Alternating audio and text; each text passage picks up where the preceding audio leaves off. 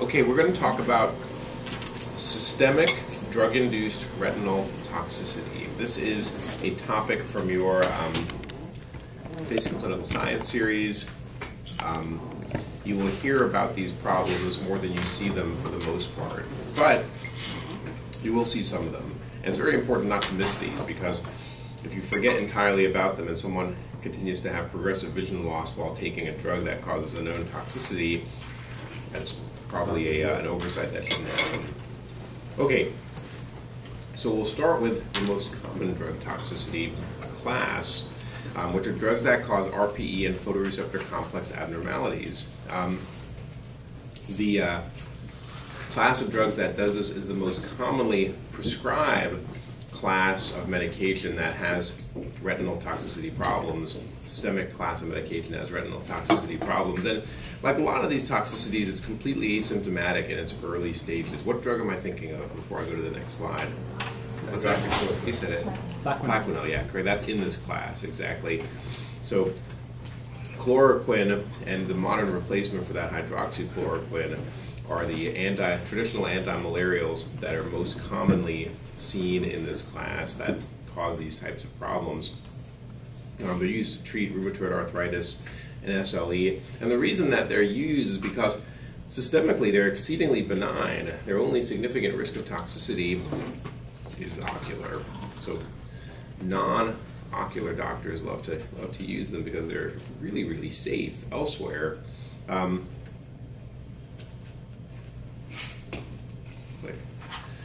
There are modern guidelines that the Academy has published, and they update them about every 5 to 10 years regarding how to dose, what's the risk, how do you monitor these patients who are on hydroxychloroquine. The most modern guidelines is that the daily use of 5 milligrams per kilograms of real weight, which now correlates better to toxicity according to the Academy's guidelines than ideal weight, is the dose that puts you at risk. At recommended doses, toxicity up to 5 years is 1%, and at 10 years is under 2%. So this is relatively rare. You get a lot of eval for plaquenil toxicity. You get very little plaquenil toxicity. The risk does rise after 20 plus years on plaquenil to about 20%. Even after 20 years, the Academy guidelines say the risk of a patient converting to toxicity every year is only 4%. So the risks are cumulative, low, but you gotta not forget about it, especially if someone's a long-term plaquenil patient. Major risk factors are high dose and long duration of use, followed by renal disease and concurrent Tamoxifen use, because Tamoxifen, which we'll get to, is another drug that causes toxicities, and it probably messes up your kidney function.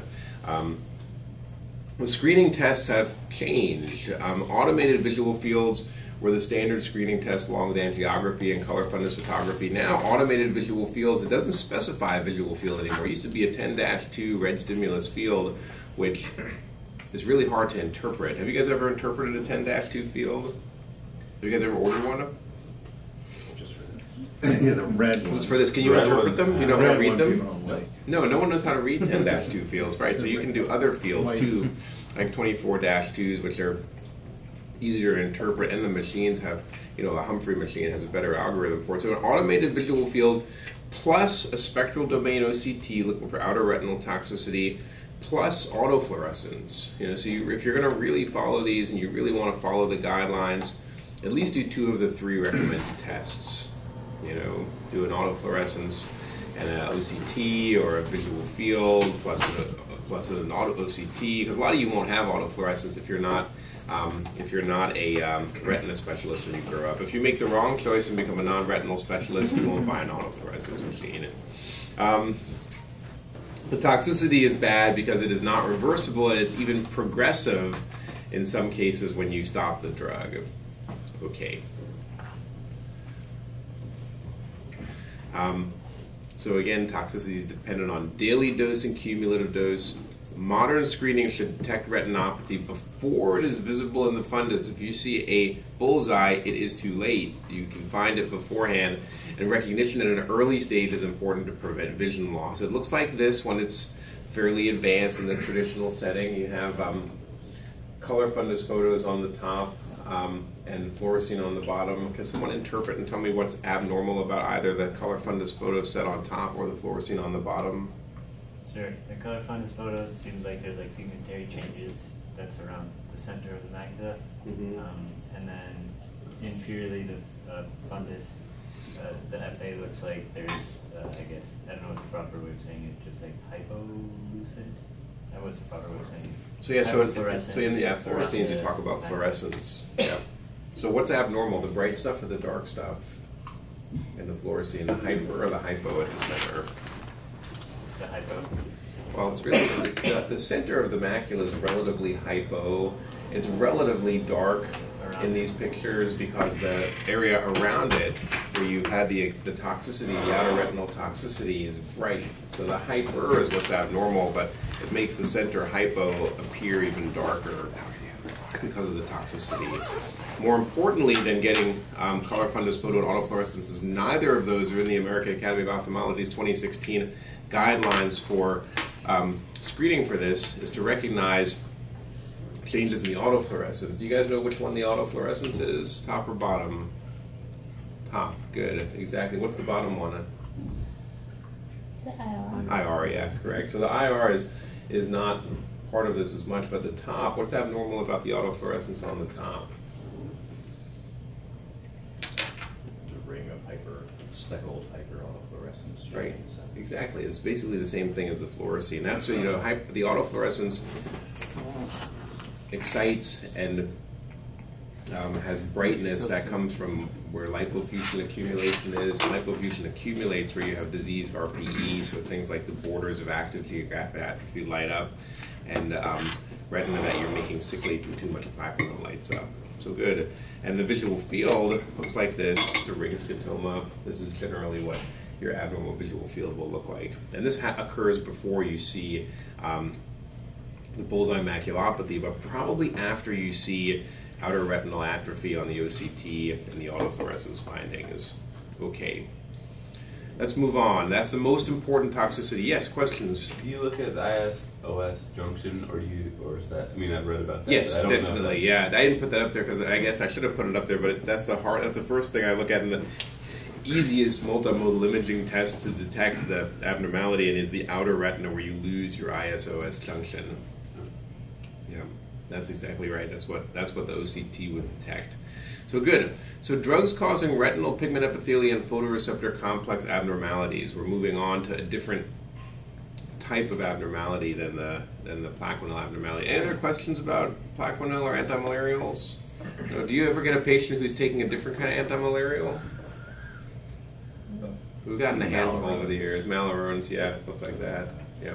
I have a question. Yeah. In the first 5 years, what do you like to do for screening? Because it's such low risk. So first 5 years, if someone comes in and is referred in for screening, because you will get a lot of folks who try plaquenil, since it's not super potent, they don't often stay on it for 10 or 20 years. I do the same stuff. I do in our practice, I do an autofluorescence and an OCT. If they don't have a general ophthalmologist, I'll sometimes order a visual field too. If they do have a general ophthalmologist, I recommend a visual field for the general ophthalmologist. Is that what you do in the first 5 years? Yeah, we do have one visual field in our 5 offices. Yeah. And then you stop. So if there's no macular disease, they come in for pre-plaquenil testing, and then if there's no macular disease, no renal disease, they're not on tamoxifen, and they're not overdosed, then you don't have to see them for 5 years. Okay. So there's no reason to see someone back for the first 5 years. Okay. That's the Actually, what do you do? Anything different from that? No, nothing different. The hard part comes in when, and this happens not infrequently, when someone has a concurrent macular disease like AMD, and that makes it much more difficult. I think that's To the interpret hardest what's going part on. about screening and counseling the patients when they first get on. Anything different, Reed, that you do? Yeah, we do the multipolar, the multifocal. Oh, nice. Multifocal ERG? Yeah. Nice. On all of them for screening? No, No? when I think of it. Cool. Good. I've sent people over here for multifocal. I had one patient where the IR kept looking weird. For who was on We had plaquenil? one. Harry and I had one where, it was on plaquenil. The IR was looking funny. The visual field was a little off. standard screenings were fine. We did a multifocal and it didn't really help. That's really interesting. Good. Okay, so drugs causing RPE and photoreceptor complex abnormalities. Phenothiazines like thorazine and thioridazine. What kind of patients take thorazine and thioridazine? Psych. Crazy patients, correct. Psych patients. That's They're exactly not right. available. They're not available? No, you're only going to see these historically. I've got one patient. That's remarkable. I didn't know you couldn't get these anymore. I as a think they're off the psychiatrist. market. Because of the retinal toxicity, or just I because don't they're know. better drugs? I don't know. But look at, is anyone got internet connection? Mm-hmm. I don't think they're available. Those are all first generation. So these are not used any longer. So this is a I historical looked this up toxicity. on a patient, and Uh-huh. she had a vague history, and You can still get thorazine. I you think. can? I think so. Yeah, But I there's talked a- to some psychiatrists who Okay. said they rarely use it. It's really interesting. I didn't know that. I didn't know these were basically gone. Is it So this because is of a the historical toxicity? footnote. No, This they will- just said there's better stuff, but they said there's some people where this is. Well, this is a historical footnote, so you don't have to know too much about it in that case, most likely. The board, even though the board is very basic and clinical science intensive, I do think they ask generally current questions on it. Like if you're not using it, like they're not going to ask you if you take out the pituitary gland for diabetic retinopathy, even though that was historical treatment. So it probably won't be on there. If these drugs aren't available. Just in case it is, you would get pigmentary clumping and changes, and I'll show you a picture if you had very high doses of thyroidazine, and it could occur relatively quickly with very high doses was the thing. And this is what it looks like. You have these clumps and lumps. And these are two different examples. And most of these examples I pulled off the internet because I looked on Dr. Cohen's Retina Gallery. We don't have a thyroidazine toxicity on there. We don't have this in the practice, but because it just doesn't get dosed anymore. But it looks clumpy. Left one's mild, right one's severe. Okay. Yeah. And that's the thing, the retina is not a very bright tissue. It doesn't do a lot when things are going wrong. So things often look similar. It gets pigment clumpy. And I mean, this doesn't look like a bullseye maculopathy, but on the left, you'd be like, oh, something's funny, but it's not clear. None of these are like classic for thyroid or thyroidazine toxicity. Okay. Other ones include chelating agents that can cause pigment clumping, and that is reversible with cessation. Something else that we have to look for that's maybe a little bit more common and modern, I'm seeing more and more of this, are anti-cancer agents, that can cause occlusive retinopathy. We'll get into a couple of these that cause different types of retinopathy. Cisplatin and carmustine can cause a type of retinopathy that you would commonly see it in a cancer patient. And oftentimes you can't tell if it's anemic retinopathy or drug-related retinopathy. And as the ophthalmologist who's seeing a cancer patient with visual symptoms or eval for retinopathy or for anemia or what have you, you often don't have to figure out exactly what the cause of it is since you're not administering or prescribing a systemic drug, but in your letter to the referring doctor, it's nice and it makes you look brilliant if you call out that this may be a ocular toxicity from a systemic medication such as cisplatin or carmustine. Oral contraceptives can cause occlusive retinopathy as well. It's like they cause CVAs and TIAs.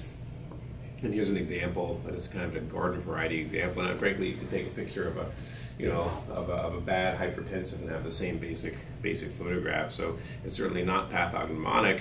Another common one is Talc retinopathy. Have you guys seen any Talc retinopathy in the 30th Street ER? I've never seen one in private practice. I saw one in training as a fellow in an indigent patient. But you hear about it a lot, and this is something that's boardable. But do you ever see one in South Florida? Never. Yeah. You ever see one? You must have seen it at some I think point. people are taking their. Not cutting their cocaine anymore. Or whatever. They're snorting it or doing something. How else do you take it? How do you take crack? You snort it? I think So- you smoke it.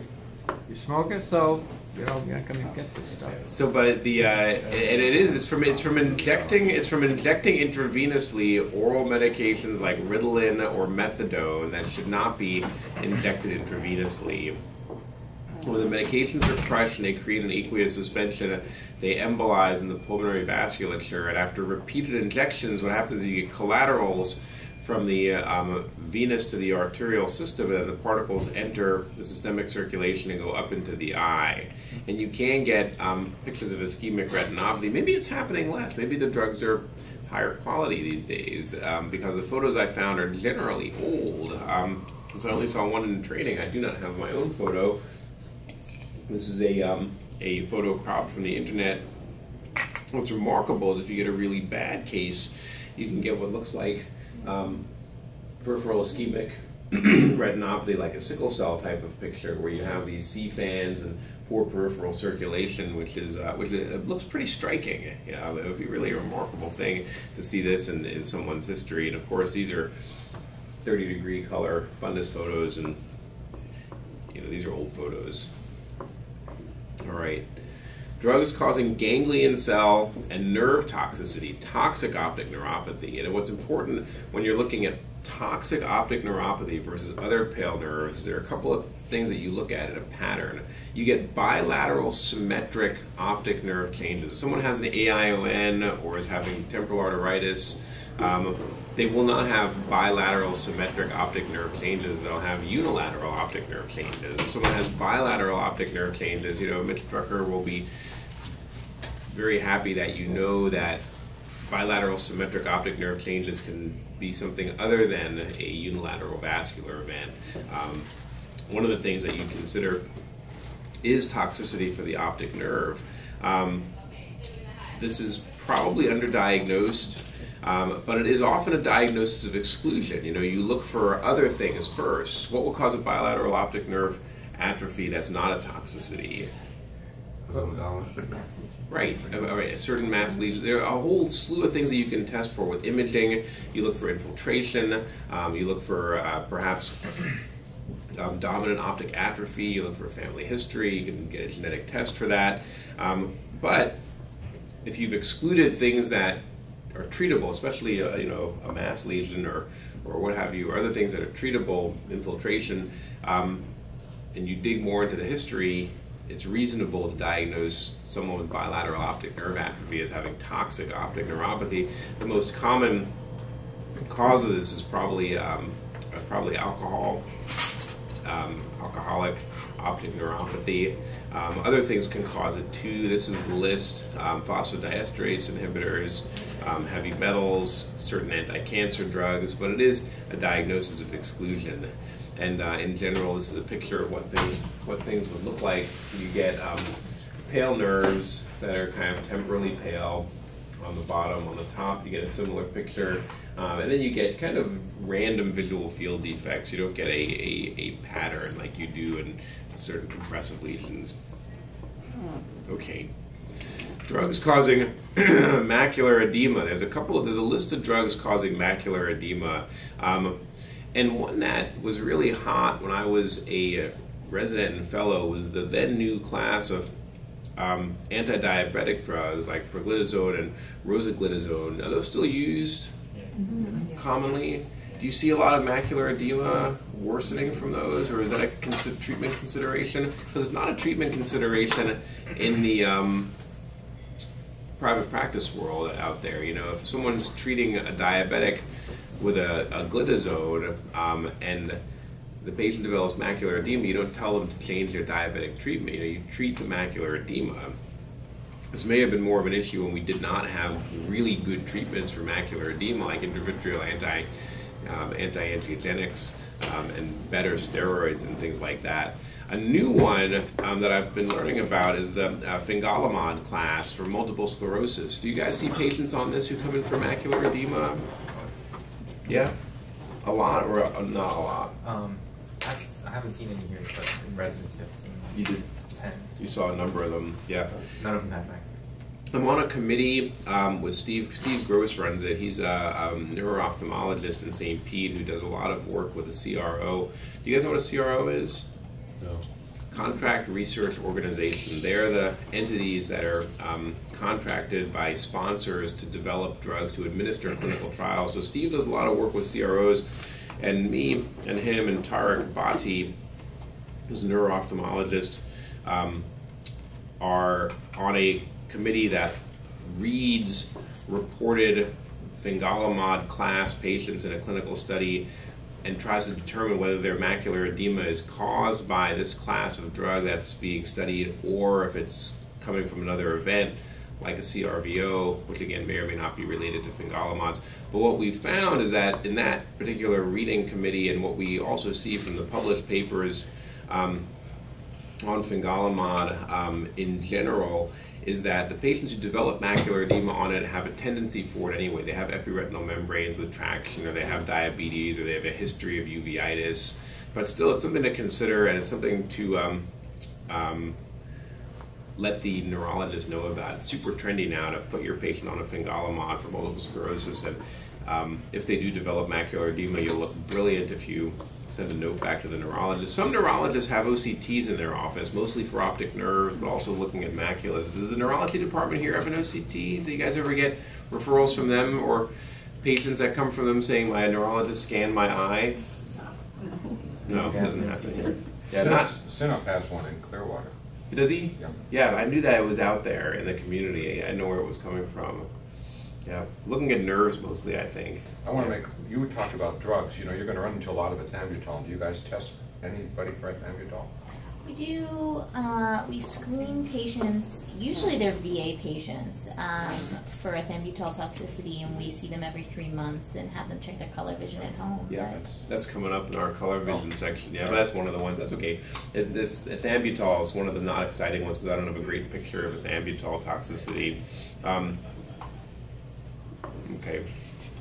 This is, interestingly, was classed under the drugs causing macular edema in the board book. Do you guys read your board books? Or do we read your board books and tell you about them?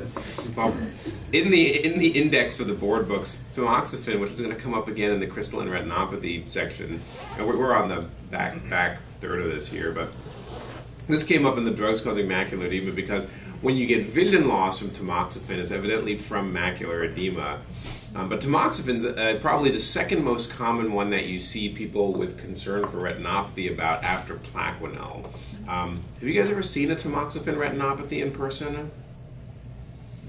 It's kind of like the pheochromocytoma of systemic drug toxicities. You hear about it and you talk about it and you learn about it like 100 times more than you actually see it. No, Eichenbaum had a big review on that. Did you read? That was about a year or two ago. And they had vitreous stuff. A lot of stuff. Cataracts. I didn't see any of that.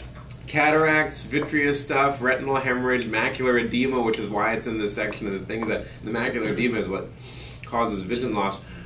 But what I learned in looking at this was probably informed by that paper that tamoxifen retinopathy is likely overemphasized, and depending on the study you look at, there were a couple of different abstracts, right? I did not read all the studies on tamoxifen retinopathy. It's present between 0% and 6% of the patients who are on tamoxifen.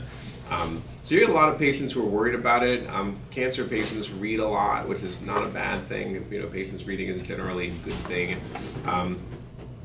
But they're going to ask you if they should stop their tamoxifen because of their eyes. And the answer is almost always no, don't stop it. When you do get tamoxifen toxicity, it looks like this. You know, you have the crystals, which we'll get back to. Then you have changes in the macula, which I guess class it in the macular edema category. If you're a patient who has tamoxifen and their retina looks like this, which I have never seen personally, you could probably tell them to stop tamoxifen or talk to their oncologist about it. Have you guys ever seen tamoxifen with this degree of toxicity? My take on tamoxifen is always looks a lot like Mactel. Yeah, it's very much like Mactel. And I had one where I really think it was Mactel. Okay, and it was not tamoxifen. It was coincidentally it was sort of like they took a little tamoxifen and it looked a lot like Mactel. That's an interesting overlay. I can see that here. Mm-hmm. Makes you wonder now about the serine levels and sphingolipids. That's really interesting. That's true. Yeah. Okay. Another one that is kind of maybe a historical footnote is niacin macular edema. Niacin-induced macular edema or nicotinic acid. Patients are not on huge doses of niacin in the real world anymore because of the advent of better anti-hyperlipidemia drugs and statins and things like that. It was shown not to be effective. And that's another good reason to not be on niacin if it doesn't do anything. I used to change it.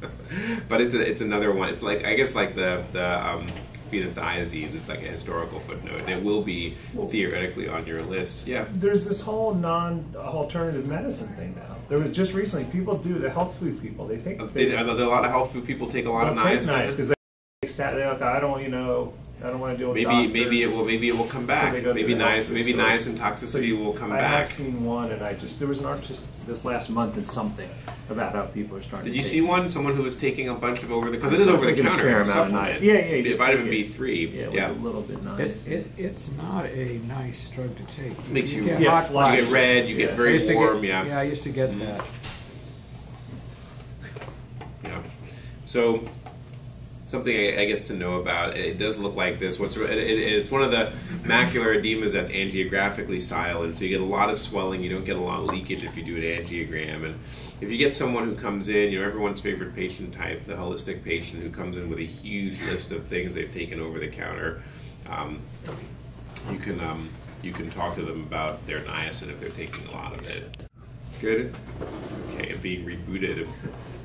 Okay, heading down the home stretch. This is an important differential. So of the things in this talk that I think will be on your boards, 100% you're going to see something on the antimalarials, on Plaquenil on your boards. 100% you're going to see something on Tamoxifen on your board at some point. And 100% you're going to see something on the differential diagnosis for crystalline retinopathy on your boards. So it's good to know generally what crystalline retinopathies are, mostly because they're really, really pretty. And again, it's something that you hear about much more than you see. Canthaxanthine, tamoxifen, nitrofurantoin, and things that cause secondary hyperoxaluria. Do you guys know what canthaxanthine is used for? Tanning, right? Exactly. Tanning agent. A lot of people use tanning beds now, so I don't think you see as much canthaxanthine use.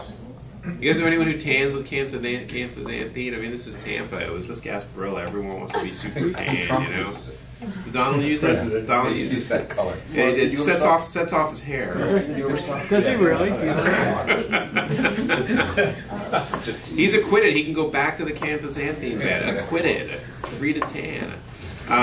Okay, so it's important to know the list. This will come up on boards at some point. And it's important basically to differentiate. The most important thing with these, and I kind of put this into two lumps because you go on with 6 slides on crystalline retinopathy, and I want to put it into 2, is you have the toxicities, and then you have everything else. So if someone has a genetic disease or a metabolic disorder, and the reason you get a hyperabsorption of oxalate is because you've had a gut resection, or you have Crohn's disease, or you have a malabsorption syndrome, you have some kind of GI-ish malabsorption syndrome. So if they have that, they're not tanning with canthaxanthine, that's because of their gut. And then IJFT and Talc retinopathy, like Dr. Cohen said, look like some of these crystalline retinopathies, because you do get crystals in IJFT. When we see crystals in the retina, what's IGFT? Idiopathic juxtafoveal telangiectasia, or MACTEL. Oh, okay. Yeah. We see when we see crystals, it's MACTEL. But it's important to just know that there are toxicities that cause crystalline retinopathy. I pulled a whole bunch of pictures from them because they are pretty. The pictures are very pretty. They're super striking. And you get the different patterns. The upper right is more like the Tamoxifen. Lower left is more like the Talc. It depends on where the crystals are.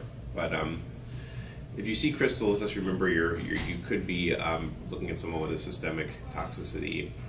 And lastly, the very last thing is drugs causing color vision abnormalities and ERG abnormalities that do not necessarily give you cool pictures or photos or things to see. You have sildenafil, digoxin, interferon, ethambutol, metronidazole, and then the antimalarials, back to chloroquine, back to the beginning. What do you guys do for the ethambutol patients who are coming in for ethambutol screens? You just give them a color card, basically? They have a website. I was told this. I scan the nerve monthly. I don't know why. I don't know where that. I'm not sure the guidelines aren't monthly. Monthly RNFL scans? For the OCT? time they're on it. They're usually on it for 18 months. And I'll have to look that up later, but somehow. Because I actually there is an ethambutol toxicity on retina gallery. I did not know that. I should have pulled a picture You had from searched that. because I had one. It was a patient who was We'll on bring that in. We'll comatose, follow never this up screened. with that because that would be cool to see. What did you see? Just What optic did it or look like? The optic atrophy. Nothing cool in the retina, severe, though. but pretty severe on it. Interesting. Okay. So You guys do a calculation on how much they're taking. Mm. It was a guideline. That, now this is old, because I have old stuff, but they had 15 milligrams per kilogram was the low end, and that your risk was really low. And then if they went above that, I see a lot of them that don't have, they have that other kind of TB, the avian, whatever. Yeah. And they're on 8, 9, 10. Yeah. But I do all the calculations. If Yeah. they go above that, I let their primary care And know. that's what the patients come in for. I have one patient I'm following her quarterly. Maybe it's not often enough, but she has the triple therapy for the Mycobacterium avian. They have the infectious disease docs diagnose that, which is more benign, I guess, than having real TB, but treated the same way. Yeah, that's interesting. I'll look up the guidelines and see if I can bring her back monthly. But It's muddled. They, Yeah. old days, Jim Rush would say, see them, do a field and see them when they lose vision because it'll come back. And now we're doing color visions every so often, I was doing quarterly nerve scans and macular scans and There's a colors, website. but Help you know, too. so the website you guys are referencing is the Thiambutal Toxicity They do color vision check. net. It just color vision. I forgot what the website Color was. vision, yeah. It's been a while, but it was Yeah. a color vision website. I can't Okay. remember now. Cindy, the Drucker resident, remember? That person was Drucker right now? Yeah, okay. Yeah, very This interesting. whole thing came up in OMIC.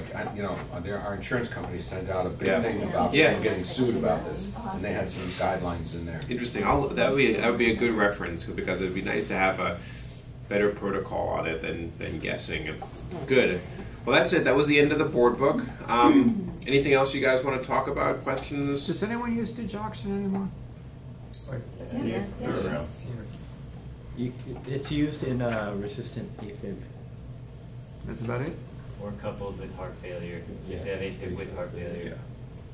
The most of this list, what's the most common question you get about this list of drugs that causes toxicity? What do patients come in about? The VA is the first Yeah. one. Sildenafil. They come in everywhere. They're always asking that, and it's amazingly common. They say, my vision changes when I use the Viagra, and my answer is life is full of risks and benefits. Yeah. Die happy. Right. Little blind happy. So what do you Or tell maybe them? it's maybe Gets back to the old thing about, your mother was right. What about the risks? What percentage do you tell them lose vision? So I generally say, there's probably about a 1 or 2% risk of permanent severe vision loss when you use Viagra routinely. I think that's what the package insert says. Routinely? I wonder what. Are you thinking What about is routinely? ION? Curious. How often are people use it? Yeah. There's some Yeah, question but whether like ION they is use it. orgasm related. It's in the I'm not here to interpret the package insert. I'm here to recite the package insert. No, I'm because here their to parents recite the have got a package insert. discharge. You might want to know some people. In fact, and Steve, the commercial drug marketer in me is thinking, if that's true, there's some way to spin that into a positive message in the package insert. Jason, what did you want to Some say? people with pulmonary hypertension are chronically on it, or variants. Sildenafil. As a treatment